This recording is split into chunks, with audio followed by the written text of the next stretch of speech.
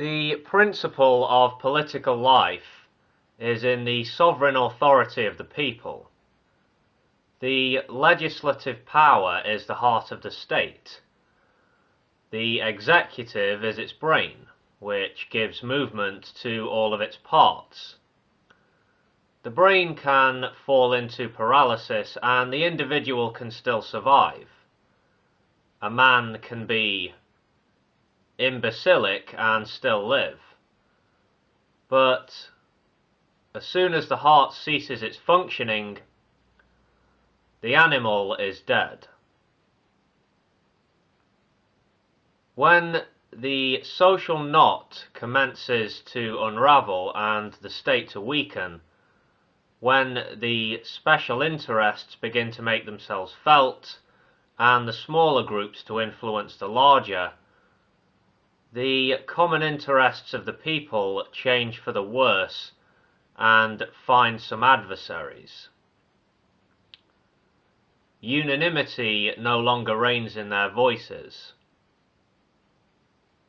The general will is no longer the will of all. Contradictions and debates arise, and even the best ideas do not succeed without dispute. The general will becomes mute. Then one causes to pass in the name of laws iniquitous decrees that suit the goals of only the special interest groups. The manner, therefore, in which the general business of the state is conducted can give an indication rather certain of the actual state of health of the political body. The more opinions approach unanimity, the more the general will of the people is dominant. But the long debates, the dissension, the tumult, announces the ascendance of special interests and the decline of the state." End quote. Well, these words were written 250 years ago. How relevant are they today, I ask? Are we, the people, the sovereign authority of this land? Does unanimity reign in our voices? Is the general will the will of all? Or are we at the mercy of powerful special interest groups who essentially control the government?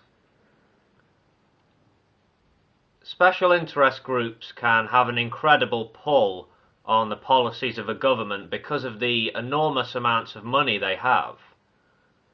Money which can be used to influence future elections, of course. Why would politicians in a democracy like ours listen to these groups? Well, basically it comes down to greed, the desire to remain in power. Am I oversimplifying? In this case, I really don't think so. I really don't. What do you call a country where government policy is to serve the interests of a wealthy minority or wealthy minority groups above the interests of the people? What would you call a state in which a minority of wealthy groups essentially have their way with the government? Would you call that state a democracy, or would you call it a plutocracy? Some public officials can be bought with money, gifts, promises, whatever. Not all officials are corrupt or easily influenced, of course, but that's kind of besides the point. The point, the thing to consider, is that in this country, as in many others, we have these special interest groups who are continually pressing lawmakers with their group's opinions and wishes. And you've got the agents of some of these special interest groups seemingly always running around trying to convince politicians that a large number of votes are behind their position. Now, some would argue that special interest or pressure groups increase participation and access to the political system, thereby enhancing democracy. Well, maybe that would be true if we lived in a world where money didn't mean as much as it did, but we don't live in that world, do we?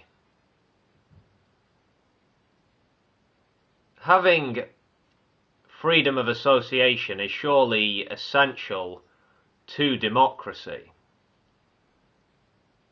You can't stop special interest groups from forming. People are always going to form groups and alliances where they see it as beneficial to do so. Okay, fine. But let's be under no illusions. Democracy can be destroyed by small, wealthy groups who are willing to use corrupt or maybe intimidating methods to get what they want. Society can make accommodations for the interests of small groups,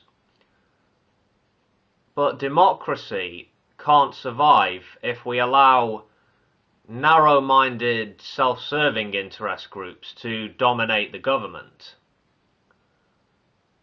The bottom line, a country belongs to its people, not to wealthy minority groups.